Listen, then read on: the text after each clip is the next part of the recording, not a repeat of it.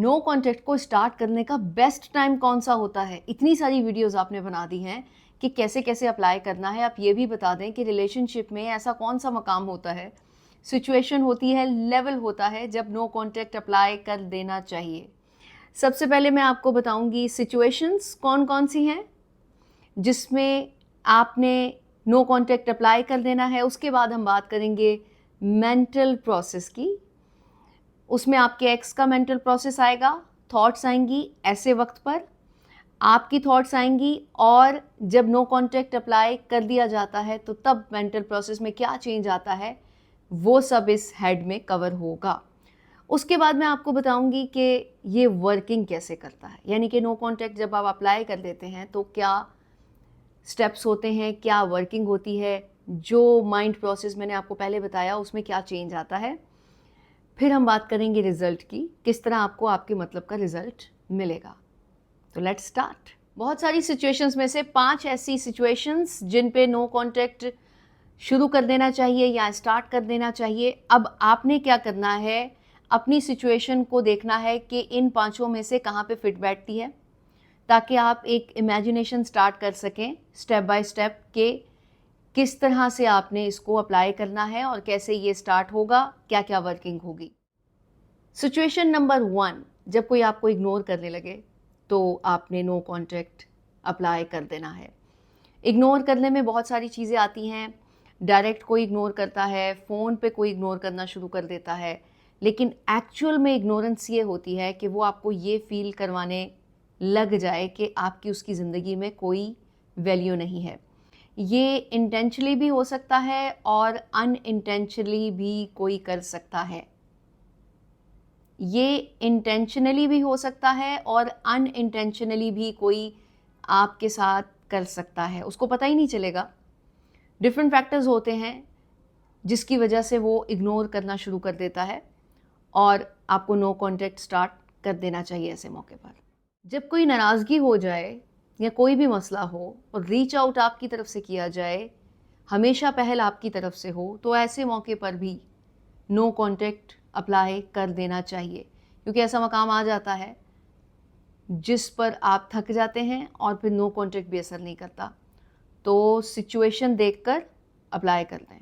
Start करने का best time है। आफ्टर पेनफुल ब्रेकअप या रिजेक्शन भी आपको नो कॉन्टैक्ट अप्लाई कर देना चाहिए। जब कोई आपको बैकअप ऑप्शन के तौर पे इस्तेमाल करना शुरू कर दे तो बिल्कुल ही कर देना चाहिए। ये ऐसी सिचुएशन होती है जैसे कि उसका कहीं और रिलेशनशिप है, या फिर मोस्ट ऑफ द टाइम आजकल ऐसा हो रहा है क्योंकि ख़ातीन ज़्यादा हैं और मर्द कम हैं, तो एक मर्द 2-2 3-3 शादियां भी कर रहे हैं, तो जो दूसरी वाइफ बनने वाली होती है वो उसको इस तरह से ट्रीट करता है कि मोस्ट ऑफ द टाइम अपनी फैमिली के साथ गुजारता है, और उसके बाद जब उसको लगता है कि हाँ अब मुझे इसकी ज़रूरत है, क्योंकि पहले आदत डल चुकी होती है ना रिलेशनशिप में, दूसरे वाले रिलेशनशिप में, तो उस आदत को कंटिन्यू रखने के लिए वो ऑफ एंड ऑन आपके साथ ताल्लुक़ रखता है, तो आपको नो कॉन्टैक्ट अप्लाई कर देना चाहिए ऐसी सिचुएशन में। जब कोई रिलेशनशिप ऐसी कंडीशन में आ जाए कि इमोशनली वर्स कंडीशन हो जाए आपकी, जब आप उससे अच्छे से बात करना चाहें और आगे से आपको जले कटे अल्फाज सुनने को मिले, जब आप कुछ इमोशंस शेयर करना चाहें, कुछ जुमलों का तबादला करना चाहें या साथ वक्त गुजारना चाहें, तो आगे से कुछ ऐसा होने लगे कि उस लम्हे की या उस तरह के जज्बात की कोई कदर नहीं की जा रही हो, और कदर करना तो एक तरफ, कंडीशन ऐसी हो जाए कि आपकी लड़ाई हो जाए, तो तब भी नो कॉन्टैक्ट अप्लाई कर देना चाहिए। अब इन सारी सिचुएशंस में से देखना यह है कि आपकी सिचुएशन कहाँ फिट होती है, उसको फिट करें और नेक्स्ट स्टेप की तरफ बढ़ें। नेक्स्ट स्टेप है मेंटल प्रोसेस। आपके एक्स का मेंटल प्रोसेस क्या कह रहा है इस वक्त ऐसी सिचुएशन में, उसके दिमाग में क्या चल रहा है, आप किस थॉट के तहत ये सब कुछ अप्लाई कर रहे हैं, यानी कि नो कॉन्टैक्ट। और नो कॉन्टैक्ट अप्लाई करने से पहले आपका माइंड किस कंडीशन में होता है या क्या थॉट चल रही होती है जो कि नो कॉन्टैक्ट सपोर्ट करता है, ये सब बात होगी। पहले जो 5 कंडीशंस मैंने आपको बताई हैं, सिचुएशंस बताई हैं, उनमें सामने वाले के मेंटल प्रोसेस पे अगर हम गौर करें तो लेवल ऑफ सेटिस्फेक्शन आने के बाद इस तरह की कंडीशंस होती हैं, पांचों की पांचों, उससे मिलती जुलती कुछ और हो सकती हैं, लेकिन माइंड प्रोसेसिंग जो चल रही होती है जैसे कि कंप्यूटर की होती है, या थॉट प्रोसेसिंग जो चल रही होती है वो ऐसी ही होती है। लेवल ऑफ सेटिस्फेक्शन मीन्स कि एक रिलेशन इतना ज़्यादा मिल गया, आपकी अवेलेबिलिटी इतनी ज़्यादा हो गई, या कुछ साथ मिलके इतना ज़्यादा कुछ एंजॉय कर लिया कि अब आपके पार्टनर का माइंड उसको अट्रैक्ट नहीं कर रहा इन सारी चीज़ों की तरफ, और वो सेटिस्फाई हो गया है कि हाँ ये मेरे पास ही है। ज़रूरी नहीं है कि वो नेगेटिव ही सोच रहा हो कि हाँ बस ठीक है अब इसको क्या ही करना है, अब किसी और तरफ तवज्जो देते हैं, ऐसा नहीं है। लेकिन ये एक नॉर्मल प्रोसेस है कि जब कोई चीज़ या इंसान या कोई भी रिलेशनशिप या कुछ भी माइंड को इस लेवल पर ले आए कि उसकी वाफर मिकदार उसकी तरफ अट्रैक्शन ना रहने दे, तो तब इस तरह के सारे एक्ट होते हैं किसी भी रिलेशनशिप में। फिर वही बात है, इंटेंशनली भी हो सकता है और अनइंटेंशनली भी हो सकता है, क्योंकि जब सामने वाले इंसान को कुछ मज़ा नहीं आ रहा, कुछ अट्रैक्ट नहीं कर रहा, तो तब वो अनइंटेंशनली भी ये सब कुछ कर सकता है कि आपको कुछ ऐसा फील कराए कि बस तुम मेरी ज़िंदगी में अब ना ही हो तो सुकून रहेगा, सिर्फ फील करवाए, अभी उसने कोई डिसीजन नहीं लिया। ओके, ये प्रोसेस इस वजह से होता है, और आपको ऐसे लग रहा होता है, या आपके माइंड की जो उस वक्त सूरत हाल होती है वो ये होती है कि उसकी तरफ ज़्यादा रुझान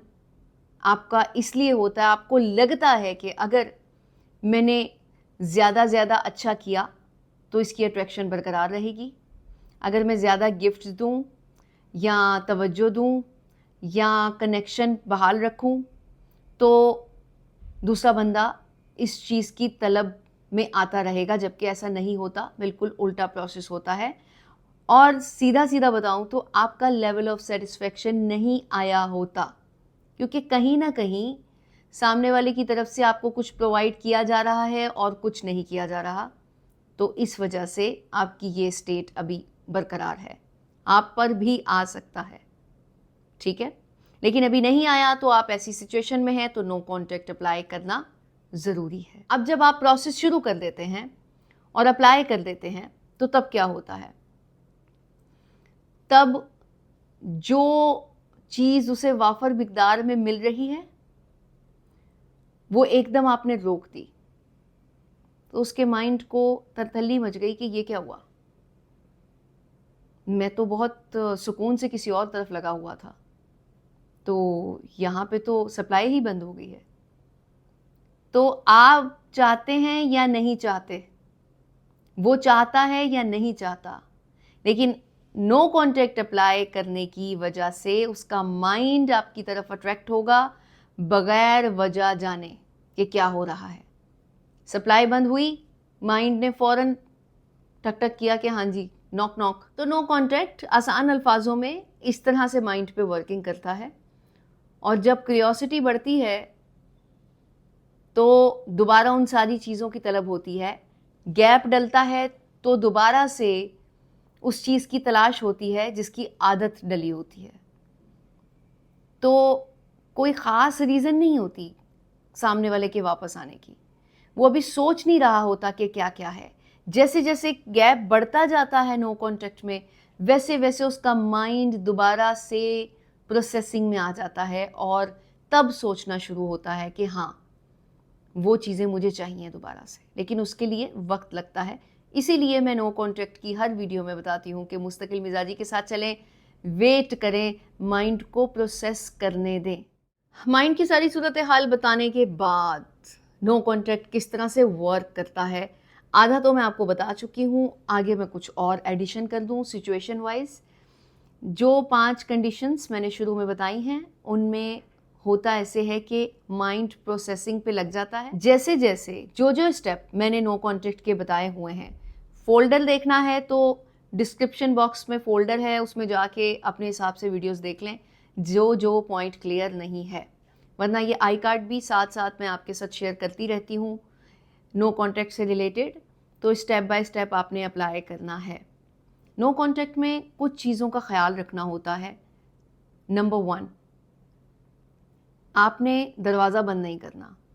दरवाज़ा बंद ना करने का मतलब ये है कि उसकी रसाई आप तक ख़त्म नहीं होनी चाहिए, यानी कि ब्लॉक नहीं करना, नाराज़गी शो नहीं करनी, गिला शिकवा नहीं करना है, सिर्फ साइलेंस होना चाहिए, खामोशी होनी चाहिए। उसमें नो कॉन्टैक्ट इस तरह से काम करता है कि जब आप अपनी तरफ से सप्लाई बंद कर देते हो हर चीज़ की, तो उस स्पेस को फिल करने के लिए सामने वाला माइंड के प्रोसेस के मुताबिक, जैसे कि मैंने शुरू में बताया, तगोदो कोशिश स्टार्ट कर देता है फिल करने के लिए उस स्पेस को। ओके, ये ओवरऑल इसकी वर्किंग है। आहिस्ता आहिस्ता उस स्पेस को फिल करने के लिए जब वो कुछ अरसे बाद, किसी पे महीना लगता है, 1.5 महीना लगता है, 2 महीने भी लगते हैं, डिपेंड करता है उसकी कैपेसिटी कितनी है, वो कितने अरसे बाद आपके साथ कांटेक्ट करे। जैसे कि मैंने शुरू में एक सिचुएशन बताई थी कि अगर आप हमेशा हर सिचुएशन में उसको रीच आउट करते हैं, तो पहले वो उस रीच आउट का टाइम गुजारेगा जितने अरसे में आप उसके साथ रब्ता कर लेते हैं, और जब वो टाइम बढ़ता जाएगा, जो कि आपने कभी अप्लाई करके नहीं देखा कि अगर मैं नहीं मनाऊं तो सामने वाला खुद से कब आता है, तो नो कॉन्टैक्ट अप्लाई करने के बाद वो आपको बताएगा कि मैं कितने अरसे बाद आता हूँ। तो आपको शायद इस चीज़ का अंदाज़ा ना हो, इसलिए मुस्तकिल मिजाजी के साथ खामोशी इख्तियार रखनी है और वेट करना है कि वो कब आपके साथ रब्ता करते हैं। तो जब आपसे वो कांटेक्ट करते हैं, किसी भी तरह से राब्ते में आते हैं, तो उस वक्त आपने दरवाज़ा खुला रखना है और एक्सेस बहाल रखनी है। ऐसा नहीं करना कि ब्लॉक कर दिया तो अगले बंदे को एक और मुश्किल पड़ जाए कि हाँ जी अब मुझे अनब्लॉक करना है या किसी और की तरफ जाना है। लोग समझते हैं कि इस तरह का स्टेप उठा के आप दूसरे बंदे को इमोशनली प्रेशराइज तो कर सकते हो, उसको अपनी तरफ आने का कोई प्लेटफॉर्म मुहैया नहीं कर सकते। और उसके बाद सारे स्टेप्स आपको पता ही हैं, जो लोग कंटिन्यूसली देख रहे हैं नो कॉन्टैक्ट की सीरीज़, तो उनको आइडिया है। लेकिन मोटा मोटा ये बता दूं कि जब आपकी खामोशी वो बंद तोड़ देती है, तो उसके बाद वो स्टेप उठाते हैं, और फिर उस स्टेप का आपकी तरफ से जब रिस्पॉन्स नहीं मिलता, तो तब वो इस गिल्ट में आ जाते हैं कि मैंने पहल कर दी है, क्योंकि उन्होंने कभी नहीं की होती ना। तो अब इसको कवर अप कैसे करना है, उस कवर अप के सिलसिले में वो दोबारा कांटेक्ट करते हैं, और जब दोबारा आप उनको उस तरह से रिस्पॉन्ड बैक नहीं करते जैसे कि वो सोच रहे होते हैं, तो तब वो पूरी तरह से उस दायरे में आ जाते हैं कि अब तो मुझे रब्ता करना ही है। लास्ट में रिज़ल्ट है, तो जब आप मुस्तकिल मिजाजी के साथ वेट करेंगे और उनको आने देंगे, तो तब आपको आपके मतलब का रिज़ल्ट मिल जाएगा। अगर आप बिल्कुल सही तरीके से सिचुएशन देखकर, थोड़ी सी कंडीशन चेंज हो सकती है, सिनेरियो डिफरेंट हो सकता है, लेकिन ये 5 वो सिचुएशंस हैं या सिनेरियोज़ हैं जो कि मोस्ट ऑफ द टाइम सब लोग फेस कर रहे होते हैं। लेकिन अकॉर्डिंग टू योर सिचुएशन आपने देखना है कि कहाँ किस वक्त स्टार्ट करना है, और अप्लाई कीजिए, पैटर्न्स को फॉलो कीजिए, रिज़ल्ट अपने मतलब का लीजिए।